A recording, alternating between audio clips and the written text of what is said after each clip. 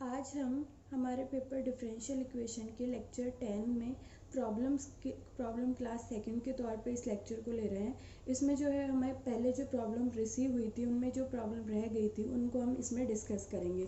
तो पहली प्रॉब्लम जो हमारी रही हुई है वो ये है कि ए त्रिज्या के सभी वृत्त निकाय के अवकल समीकरण की कोटि क्या होगी, ये हमें फाइंड आउट करना है। तो इसके लिए सबसे पहले हम ए त्रिज्या के सभी वृत्त निकाय के समीकरण बनाएंगे।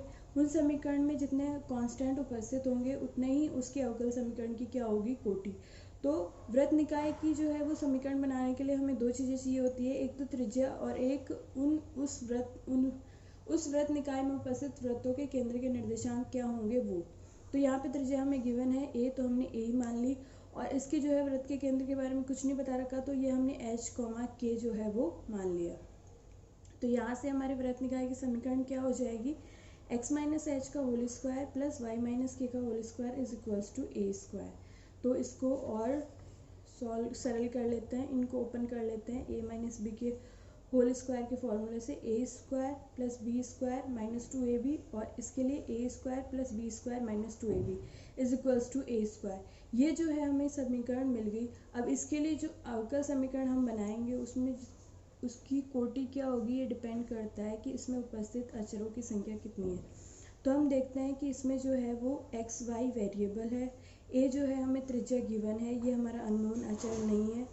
तो एच और के जो है ये दोनों क्या होंगे, हमारे कांस्टेंट होंगे जो इसमें उपस्थित है। तो हमारी समीकरण एक में उपस्थित अचरों की संख्या क्या होगी, दो, और ये दो कौन से हैं, एच कॉमा के, और इसलिए इसके संगत जो अवकल समीकरण है उसकी कोटि क्या होगी, दो।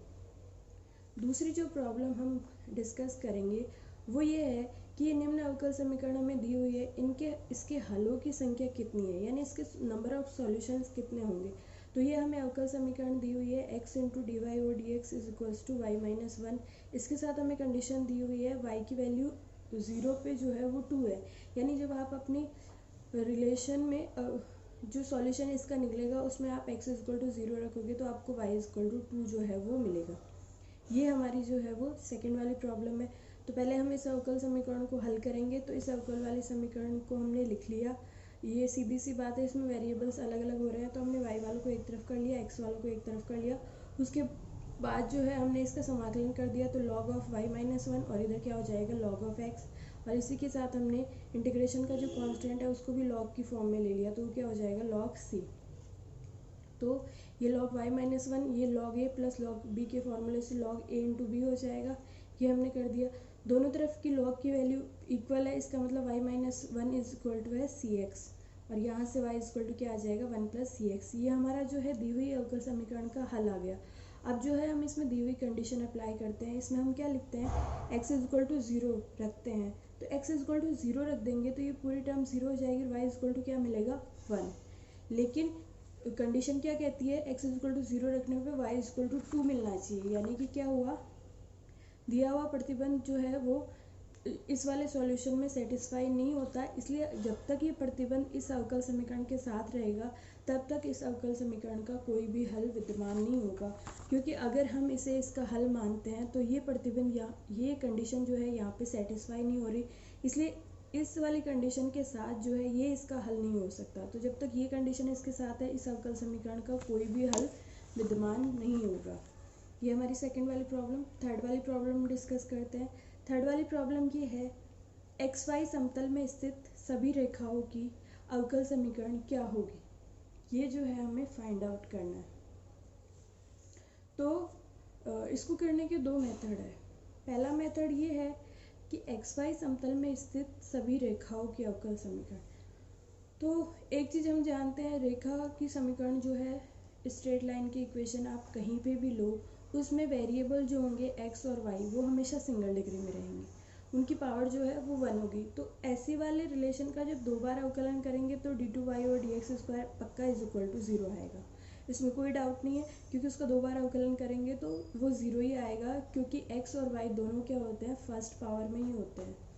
तो एक तो आप यहाँ से सॉल्व कर सकते हो, दूसरी बात आप यहाँ से सॉल्व कर सकते हो। एक्स वाई समतल में उपस्थित रेखाओं का समीकरण y equal to M X plus C लेकर इसको आप यहाँ से दो बार अवकलन करेंगे तो हमें क्या मिलेगा, डी टू वाई और D x square is equal to zero.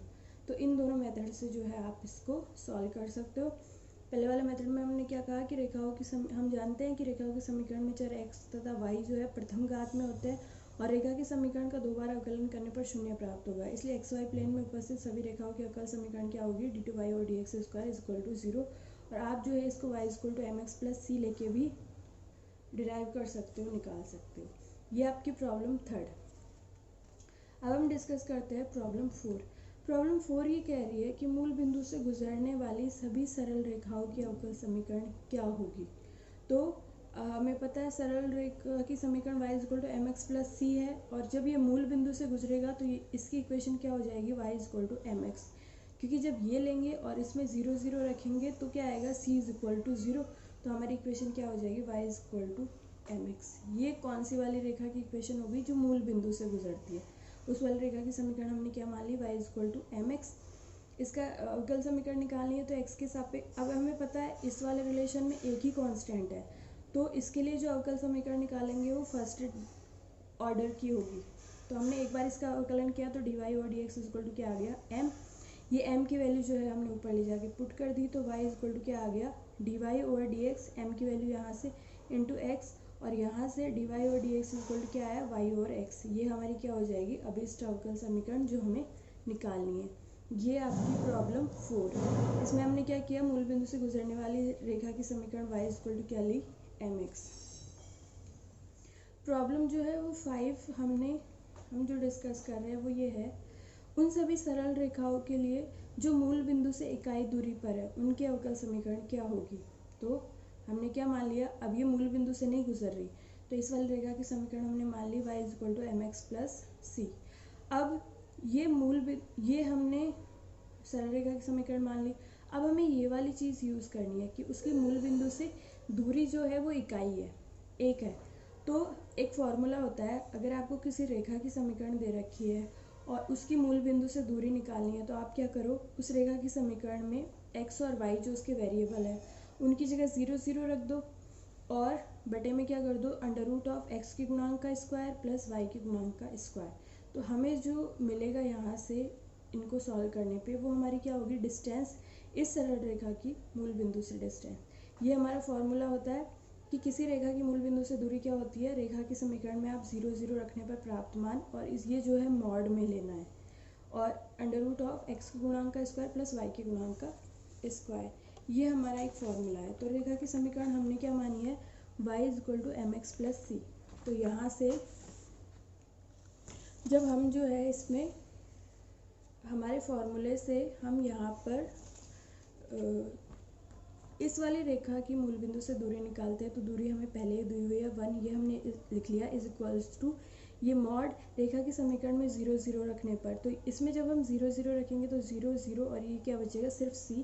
तो ये क्या हो जाएगा, mod c under root x का गुणांक क्या है m, और y का गुणांक क्या है 1। तो ये क्या हो जाएगा, under mod of c divided by under root of m square plus 1 is equals to 1। तो यहाँ से c की वैल्यू क्या आई, m स्क्वायर प्लस 1। तो इस वाले m स्क्वायर प्लस c की वैल्यू को जो है हम हमारी दी हुई रेखा के समीकरण में ले जाके रख देते हैं, तो ये क्या हो जाएगी, y equal to mx plus c की वैल्यू क्या रखेंगे, under root m square plus 1। तो हमारी अब इक्वेशन क्या होगी, y equal to mx plus under root m square plus 1।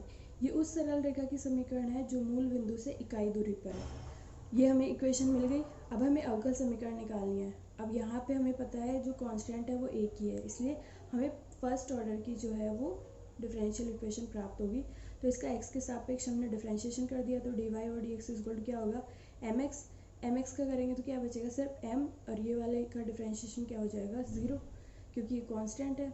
तो यहाँ से हमें m की वैल्यू क्या मिल गई, dy और dx। इस m की वैल्यू को ले जाके हमने इक्वेशन 4 में वापस रख दिया, तो क्या आया, y is equals to m की जगह dy और dx into x plus under root of m की जगह dy और dx का स्क्वायर प्लस 1।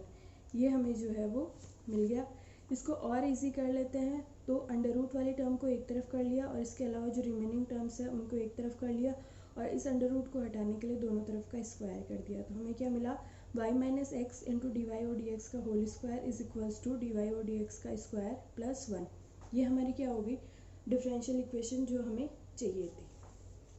तो हमने क्या किया, यहाँ से उस वाली प्रॉपर्टी जो हमें दी हुई थी कि इस वाली रेखा की मूल बिंदु से दूरी जो है इकाई है, उसका यूज़ करके हमने सी की वैल्यू निकाली और वो y equal to M X plus C में ले जाके रख दी, और जो हमें इक्वेशन प्राप्त हुई उसका डिफ्रेंशिएशन करके हमने क्या निकाल ली, अवकल समीकरण। ये आपकी जो है वो प्रॉब्लम 5। इसके बाद जो है वो प्रॉब्लम 6 हम डिस्कस करते हैं। ये वाली प्रॉब्लम जो है हमें होमोजीनियस वाले मेथड से रिलेटेड मिली है। इसमें आपको क्या दिया हुआ है, इसको सॉल्व करना है। एक्स क्यूब डी वाई और D x is equal to y cube plus Y square under root of y square minus x square. तो ये हमने दी हुई डिफरेंशियल इक्वेशन लिख ली। इसको होमोजीनियस ये लग रही है होमोजीनियस, तो इसको होमोजीनियस बनाने के फॉर्म में लिखने के लिए डी वाई और D x is equal to लिख लिया y cube plus Y square into under root of y square minus x square, और इसको डिवाइड कर दिया एक्स क्यूब से। अब इसको जो है function of y over x लिख लेते हैं। इस एक्स क्यूब को डिवाइड कर देते हैं ऊपर, तो y cube over x cube, यहाँ से वाई स्क्वायर और एक्स स्क्वायर, और एक एक्स को जो है हम अंडर रूट के अंदर भेज देते हैं, तो क्या हो जाएगा, अंडर रूट में जाके वो स्क्वायर हो जाएगा, तो y square divided by x square minus 1। तो यहाँ पे जो है हमारी दी हुई डिफरेंशियल इक्वेशन जो है function of y over x बन रही है, यानी होमोजीनियस है और इसकी घात कितनी है 3। तो इसको होमोजीनियस वाले मेथड से सॉल्व करते हैं। होमोजीनियस वाला मेथड क्या कहता है, y over x equal to v मान लो, या फिर y equal to v x मान लो। यहाँ से y equal to v x एक रिलेशन आ गया, और इसका अवकलन करने से हमें डी वाई और डी एक्स की वैल्यू मिल जाएगी, और डी वाई और डी एक्स की जो वैल्यू हमें मिलेगी वो क्या होगी, is equals to v plus x into D we over d x, ये हमें मिल गई। इसके बाद ये डी वाई और डी एक्स की वैल्यू और y equals to v x, ये दोनों रिलेशन हम ले जाके हमारी इस वाली इक्वेशन में रख देते हैं। तो हमें क्या मिलेगा, डी वाई और डी एक्स की जगह हम लिखेंगे v plus x into D V और D x is equals to, और इधर वाई क्यूब और एक्स क्यूब था उसको हमने वी क्यूब लिख दिया, प्लस वाई स्क्वायर और एक्स स्क्वायर को वी स्क्वायर लिख दिया, अंडर रूट वाई स्क्वायर और एक्स स्क्वायर को वी स्क्वायर लिख दिया माइनस 1। ये हमारा हो गया। v को हमने इधर भेज दिया, तो ये क्या हो गया, v cube minus v plus v square into under root of v square minus 1, ये हो गया। अब इसको जो है हम और सिंप्लीफाई करके इन दोनों में से हमने v कॉमन ले लिया, तो ये v square minus 1 plus v square into v square minus 1। तो हमने यहाँ से सेपरेशन ऑफ वेरिएबल लगा दिया, चरों का पृथक्करण कर दिया। v वाले वेरिएबल एक तरफ कर लिए, x वाले एक तरफ कर लिए, तो dx ओवर x एक तरफ आ गया, और ये dv इधर है, ये पूरा मैटर जो है इसके डिवाइडेशन में चला जाएगा।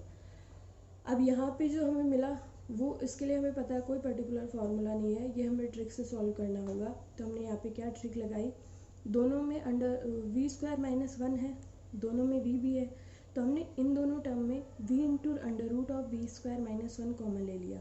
तो यहाँ पे v तो बाहर आ गया, और इसमें से इसकी पावर 1 है, हाफ बाहर आ गई, हाफ पावर जो है वो अंदर रह जाएगी, प्लस आगे वाली टर्म में v बाहर आ गया, तो v बच जाएगा एक v, और under root v square minus 1 पूरा बाहर आ गया, तो कुछ नहीं बचेगा। तो यहाँ पे क्या बचेगा, सिर्फ v is equals to d x over x. इसको और सरल करने के लिए इसका जो कॉन्जुगेट होगा under root v square minus 1 minus v, उसको हमने गुणा और भाग कर दिया इस वाली टर्म में, ठीक है। और फिर आगे वाली टर्म में ये ऊपर वाला मैटर एज इट इज़ चल रहा है, ये एज इट इज़ चल रहा है, और इसमें हमने a प्लस बी और a माइनस बी के फॉर्मूले से a square minus b square कर दिया। ये दोनों आपस में कैंसिल हो जाएंगे, माइनस 1 बचेगा, माइनस को हमने ऊपर कर दिया, तो v तो पॉजिटिव का हो गया, और ये under root v square minus 1 negative का हो गया। ये हमने किया, नीचे ये वाली टर्म खत्म हो गई, माइनस बचा था उसको हमने ऊपर सेट कर दिया, और ये बचा क्या, v into under root of v square minus 1, इधर dx और x चल ही रहा है। फिर हमने क्या किया, यहाँ पे जब इसको इसके साथ लेंगे तो क्या बचेगा, v से भी कैंसिल हो जाएगा, 1 upon under root of v square minus 1 बचेगा, ले लिया। इसको इस माइनस एज इट इज, इसको इसके साथ लेंगे तो under root v square minus 1 cancel हो जाएगा, और ये क्या बचेगा, 1 ओवर v, और ये d v is equals to d x over x. अब जो है इसका हम आराम से इंटीग्रेशन कर सकते हैं, तो हमने यहाँ पे इसका इंटीग्रेशन कर दिया। इसका फॉर्मूला क्या होगा, एक्स स्क्वायर माइनस ए स्क्वायर वाले फॉर्मूले से इसको सॉल्व कर लेंगे, तो ये क्या होगा, log v plus under root v square minus 1, ये हमने फॉर्मूले से किया है, माइनस 1 ओवर v का क्या होगा, log v is equals to इसका लॉग x, और जो कांस्टेंट था इंटीग्रेशन का वो भी हमने क्या मान लिया, लॉग c, ये हमारा हो गया। इसके बाद जो है हम यहाँ पे log of a minus log of b को log a divided by b formula हमने लगा दिया, ये दोनों डिवाइडेशन में आ गए, ये दोनों प्लस में है तो मल्टीप्लिकेशन में आ गए। इन दोनों की लॉग वाली वैल्यू सेम है, इसका मतलब अंदर वाला मैट्रिक्स सेम है, तो हमें क्या मिला v plus under root v square minus 1 divided by v is equals to क्या है x इंटू सी। इस v को हम क्रॉस मल्टीप्लिकेशन में ले गए तो ये क्या हो गया एक्स सी इंटू वी। यहाँ पे हमने v equal to Y over X रख दिया तो क्या हो गया Y over X plus under root Y square और x square minus 1 is equals to X C Y over X. ये वाला x जो है वो कैंसिल हो जाएगा, यहाँ से x जो है वो क्रॉस मल्टीप्लिकेशन में जाएगा, तो यहाँ पे क्या हो गया ये वाला x तो कैंसिल हो गया था, लेकिन यहाँ पे एलसीएम वाला x गया तो ये सी एक्स इंटू वाई, और यहाँ क्या बचा y plus under root of y square minus x square, इसका एलसीएम लिया था इस वजह से ये बच गया हमारे पास। फिर ये वाली टर्म आ गई हमारे पास, यहाँ से हम जो है इस सी को जो है हमने डिवाइडेशन में भेज दिया तो इधर क्या बचा x इंटू वाई, इधर क्या हो गया 1/c y plus under root Y square minus x square, और इसको जो है हम नया कांस्टेंट सी डैश भी नाम दे सकते हैं, तो हमें क्या मिला x y equal to c dash y plus under root of y square minus x square. ये इसका सॉल्यूशन है। आपको भी कोई प्रॉब्लम्स है तो आप भेज सकते हैं, आपकी प्रॉब्लम भी सॉल्व करके दिखा दी जाएगी।